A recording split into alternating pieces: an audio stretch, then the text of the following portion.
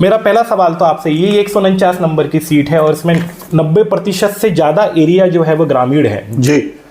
तो ग्रामीण एरिया होने की वजह से आपके लिए क्या मुख्य चुनौतियां होती हैं यहाँ पे? आप 2 बार से यहाँ लगातार जीत रहे हैं, लेकिन फिर भी इस बार इस सीट पर किशन सूर्यवंशी की चर्चा थी। आपकी प्रतिद्वंदी जो है जयश्री जी, उनको पिछली बार आपने लगभग 14,000 से ज्यादा मतों से हराया था। उसके बाद से वो बहुत एक्टिव है इस क्षेत्र में, उनसे कोई विशेष चुनौती, कुछ घोषणाएं आपकी पूरी नहीं हुई। आपका ही क्षेत्र है शेखपुरा ग्राम जहां पे आपका विरोध हुआ, उनका ऐसा कहना था कि आपने पानी के टैंकर्स का बोला था, वो आपने नहीं उपलब्ध कराए। फिर एक माता के मंदिर से आपने 1 लाख की डोनेशन का ऐलान किया था। कांग्रेसियों ने अब्बा फैला रखी थी। लगभग 10 साल से भाई साहब आप सिटिंग विधायक है, तो आपके लोगों की अपेक्षा है कि ये काम पहले हो जाना था। आपने रामकथा मंच से 1 लाख दान की घोषणा की थी। दान की नहीं, हमने रोड का निर्माण की थी। आपके क्षेत्र में मीणा समाज, गुर्जर समाज, कुशवाहा समाज, इनकी संख्या अच्छी खासी है, इनके लिए कोई विशेष कार्य? वहां का जो जंगली एरिया उसको आपने इंडस्ट्रियल क्लस्टर बनाने की बात करी थी, वो काम कहां तक पहुंचा? पहला चुनाव है जिसमें सीएम फेस नहीं है भाजपा के पास, इसकी कोई खास वजह आपको लगती है? Rabindranath Tagore University Bhopal, only private university in MP to be NIRF ranked for 5 consecutive years. जहां है 600 से ज्यादा company tie-ups for placements, Atal Incubation Center for nurturing startups, Industry Academia collaboration for exposure of real industry world, 20 centers of excellence for research, साथ ही global festival विश्व रंग में शामिल होने का अवसर देता है। Rabindranath Tagore University, unlocking potential। नमस्कार, आप देख रहे हैं एमपी लाइव न्यूज और मैं हूं अजय सिंह सिसोदिया। मध्य प्रदेश में आगामी विधानसभा चुनाव को देखते हुए जहां एक तरफ सियासी पारा चढ़ा हुआ, वहीं दूसरी ओर सभी प्रत्याशी अपना पूरे दमखम से मैदान में उतरे हैं। आज हमारे साथ उपस्थित है भोपाल की बेरसिया विधानसभा सीट से वर्तमान विधायक एवं भाजपा प्रत्याशी विष्णु खत्री जी। विष्णु जी, आपका बहुत बहुत स्वागत है, पहली बार एमपी लाइव न्यूज पर आए। जी धन्यवाद, नमस्कार। मेरा पहला सवाल तो आपसे ये 149 नंबर की सीट है और इसमें 90% से ज्यादा एरिया जो है वो ग्रामीण है जी। तो ग्रामीण एरिया होने की वजह से आपके लिए क्या मुख्य चुनौतियां होती हैं यहाँ पे? सबसे बड़ी मुख्य चुनौती हमारे सामने ग्रामीण क्षेत्र होने के कारण ये होती है, एक तो जितने में बेरसिया की विधानसभा है उतने में पूरा भोपाल की 6 के 6 पूरी विधानसभा हो जाती हैं। तो कहीं ना कहीं भूभाग बड़ा होने के कारण संपर्क करना, लगातार संपर्क में रहना, ये हमारे सामने सबसे बड़ी चुनौती होती है।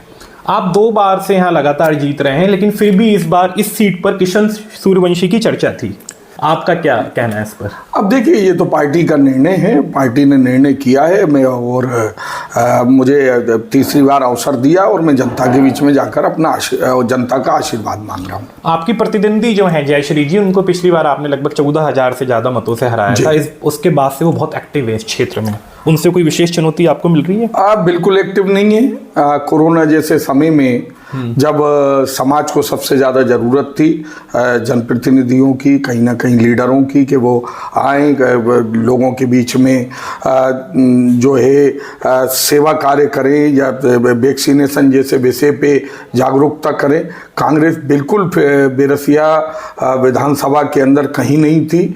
भारतीय जनता पार्टी के कार्यकर्ताओं ने, चाहे वे प्रवासी मजदूरों का घर वापसी के में उनका भोजन की व्यवस्था करना हो, उनकी से अन्य चिंता करने का विषय हो, या वैक्सीनेशन के लिए जागरूकता करने का विषय हो, या अन्य कोई विषय हो, कांग्रेस कहीं नहीं थी। और वर्तमान जो कांग्रेस के प्रत्याशी, ये तो बिल्कुल 5 साल गायब रही चुनाव हारने के बाद में, और हम और हमारा कार्यकर्ता लगातार जनता के बीच में रहा है। ग्रामीण क्षेत्र होने की वजह से आपको वैक्सीनेशन समझाने में कोई दिक्कत आई?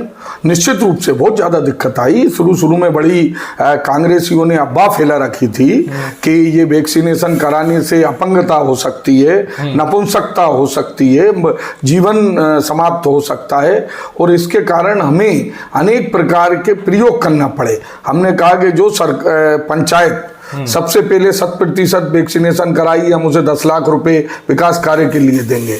कई पंचायतों में हमने मतलब मोबाइल रिचार्ज की स्कीम तक चलाई कि जो यहाँ पर 100 पहले जो लोग वैक्सीनेशन कराएंगे उसका लकी ड्रा निकाल के 10 लोगों को हम जो है उनके फ्री रिचार्ज करेंगे।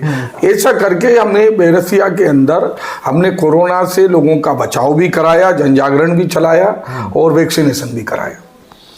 अभी आपने बोला कि आपने उस वक्त अवेयरनेस फैलाई, आपने इनामों की भी घोषणा करी, वो आपने पूरी की है, बट कुछ घोषणाएं आपकी पूरी नहीं हुई। आपका ही क्षेत्र है शेखपुरा ग्राम जहाँ पे आपका विरोध हुआ, उनका ऐसा कहना था कि आपने पानी के टैंकर्स का बोला था, वो आपने नहीं उपलब्ध कराए।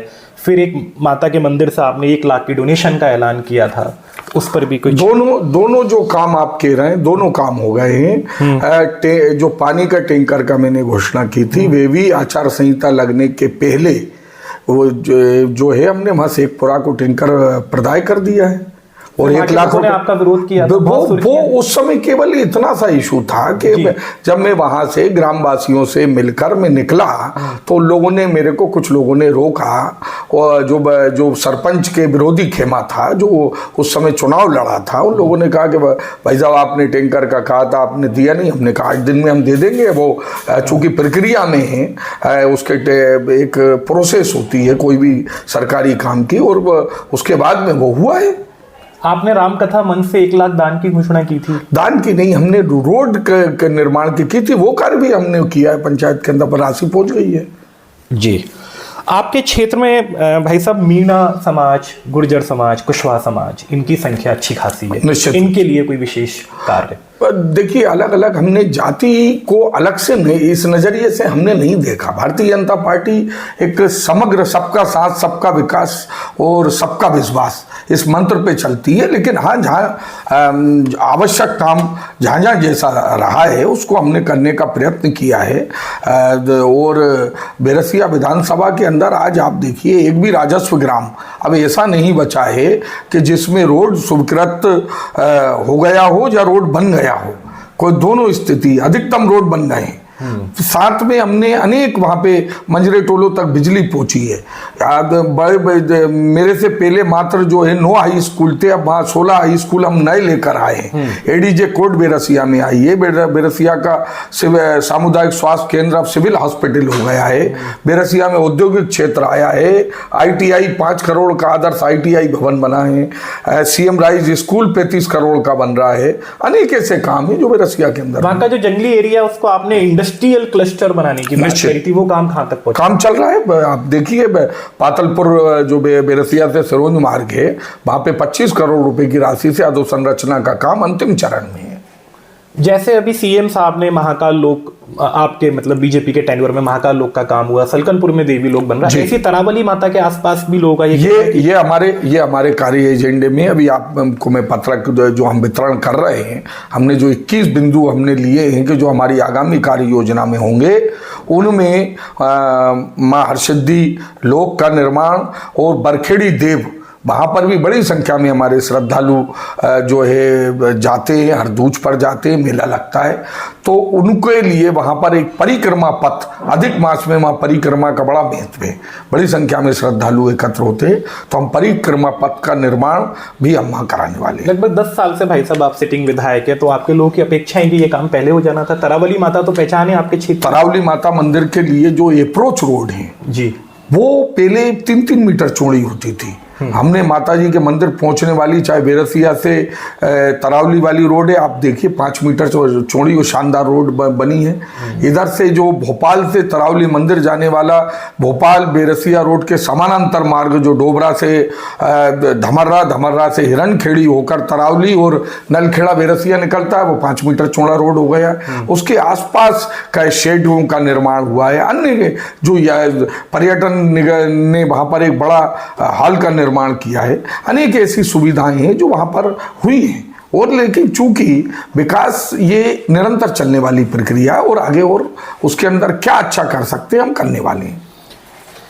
इस्लाम नगर जो कि अब जगदीशपुर हो गया है, बहुत बड़ा ऐतिहासिक विरासत है आपके क्षेत्र में, उसका पर्यटन और बढ़े। हालांकि पर्यटन क्षेत्र काफी काम हो चुका है, लेकिन अभी भी उस हिसाब से टूरिस्ट वहां नहीं पहुंच रहा है। निश्चित रूप से कहीं ना कहीं इस्लाम नगर का जगदीशपुर होना यही इस बात का सूचक है कि अब वहां पर जो है एक विकास की नई यात्रा प्रारंभ हो रही है। आप देखिए अब जो चमन महल है उसका जीर्णोद्धार प्रारंभ हो गया है।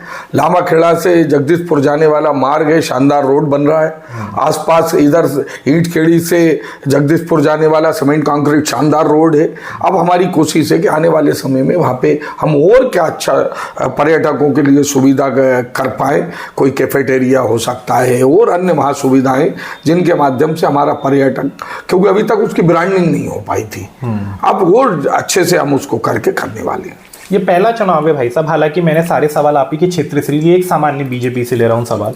पहला चुनाव है जिसमें सीएम फेस नहीं है भाजपा के पास, इसकी कोई खास वजह आपको लगती है? देखिए, ये पार्टी का वरिष्ठ नेतृत्व का विषय है और उसके अंदर आज की स्थिति में हमारे सीएम जो है शिवराज सिंह चौहान हैं और उन्होंने लगातार अपने कार्यकाल के अंदर गांव, गरीब, किसान, महिलाएं, बुजुर्ग, नौजवान, हर वर्ग के लिए योजनाएं चलाकर गरीबों के जीवन की दशा और दिशा बदलने का काम किया। किसानों के लिए अनेक काम किए हैं और आज हमारे सीएम हैं। अब आप अपनी जीत के प्रति कितने आश्वस्त हैं ये जरूर बता दीजिए, और आप लग तो रहे हैं बहुत कॉन्फिडेंट हैं, 2 बार से विधायक भी हैं।